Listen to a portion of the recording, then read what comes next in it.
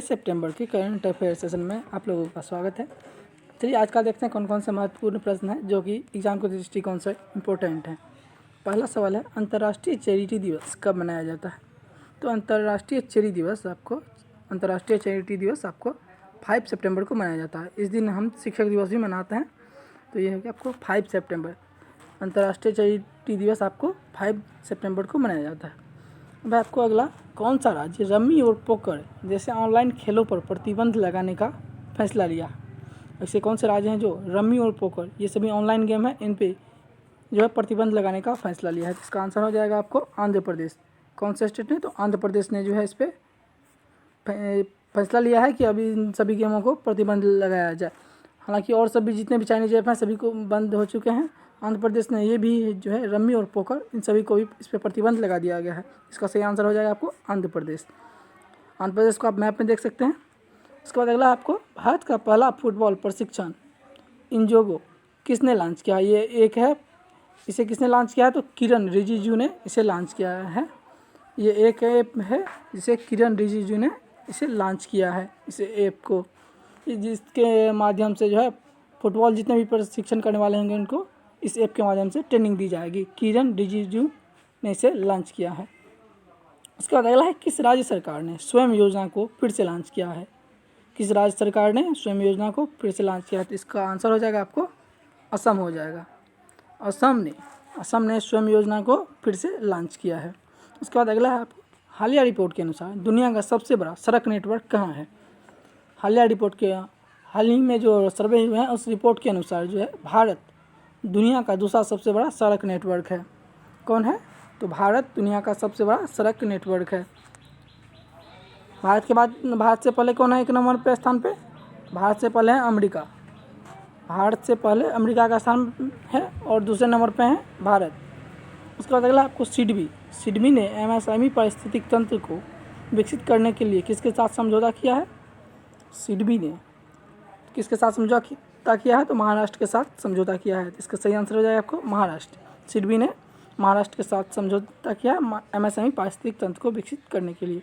उसके बाद अगला सवाल है आपका, the little book of green nuts नामक प्रकाशन किसने लॉन्च किया है?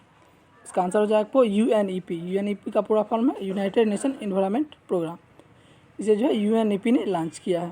उसके बाद अगला आपको, डॉक्टर नीना मल्होत्रा भारत के राजदूत के रूप में किस देश में नियुक्त किया गया है? ये डॉक्टर नीना मल्होत्रा को जो है किस देश में भारत के राजदूत के रूप में नियुक्त किया गया है? तो इसका आंसर हो जाएगा आपको इटली। आप इस वर्ल्ड मैप में इसे देख सकते हैं इटली को। तो डॉक्टर नीना मल्होत्रा को जो है इन्हें नियुक्त किया गया है किसमें? तो इटली के राजदूत के रूप में डॉक्टर नीना मल्होत्रा को नियुक्त किया गया है।